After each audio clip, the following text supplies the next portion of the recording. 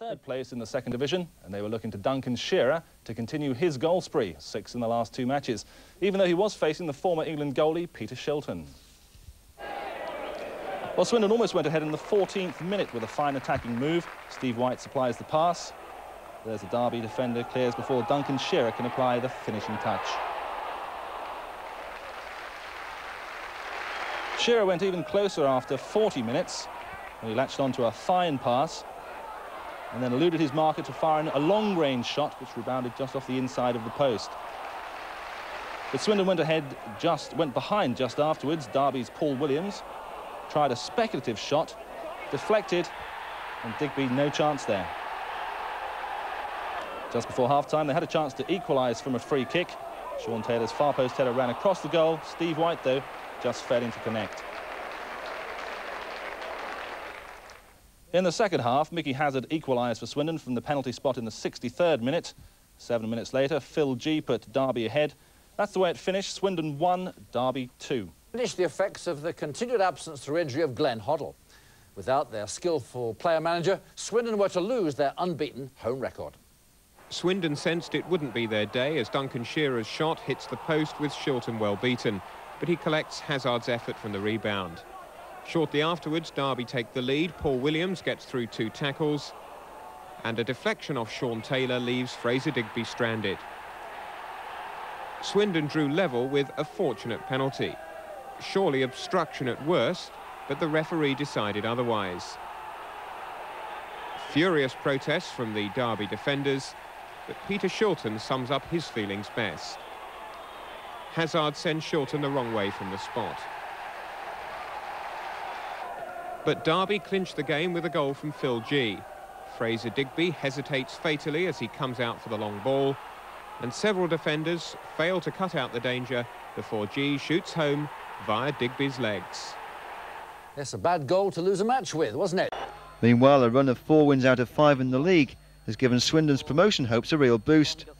The home match with Derby County, however, will remind Town there's still a long way to go. G, a player on a short-term contract at the moment. Williams with a shot. Oh, and that's not a bad effort from Paul Williams. He almost measured that one, but it went over in the end.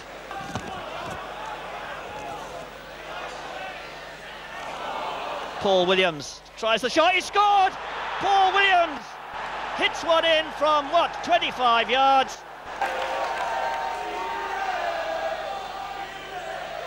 Kerslake trying to work his way through, held off there. And a penalty given. It's being given by the linesman, Shilton, who saved a penalty on Tuesday night at Ipswich. He's beaten this time. It's Swindon 1, Derby County 1. And really, I think that's justice done. Kerslake's cross. Oh, a fine header there from Steve White. He got the flick, and that one was very, very close indeed. Steve White, the number 11 there. Geraint Williams. Ormond Royd. Williams again. And Phil G got round the back there, and a good save there by Digby, but Phil G still in possession, driving through, gets the shot in. Oh, and it came off the feet of Fraser Digby and into the net. Foley.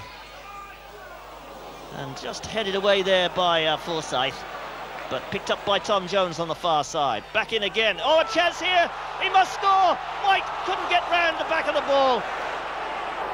That's Swindon's first home defeat of the season, and their first points dropped at the county ground since the opening day against Leicester City.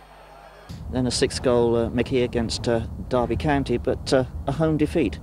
Yeah, I mean, we're very unfortunate to lose again. We had chances and basically with the better side, and a couple of lucky goals on their behalf, a deflection off Sean, and Fraser came out and dropped one, and then the rebound went through his legs, you know, so the luck went with Derby that day, and but we only had ourselves to blame. We had the chances to win the game and we didn't. A Derby game again. It was a tough game. Derby, a very organised side. They got off to a little bit of a lucky break just before half-time with a fluke goal, really. Again, it's come off the shoulder of one of our lads and gone in the other corner. We've battled away, got ourselves back in the game, and and then give it away at the death.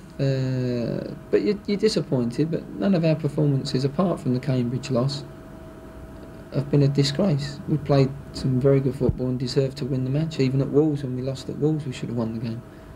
We could have run out the game, you know, 3 or 4, 1-2 winners, whatever the score. So performances have, even when we've lost, have been exactly how I want the game to be played, how I've asked the team to play, and what responsibilities the players have had on the day. They've gone out and done what we've asked of them. Sometimes, you know, the ball doesn't go in for you, and it goes in your net at the other end, and you just feel sometimes it's not your day. And every manager, every team goes through that little spell.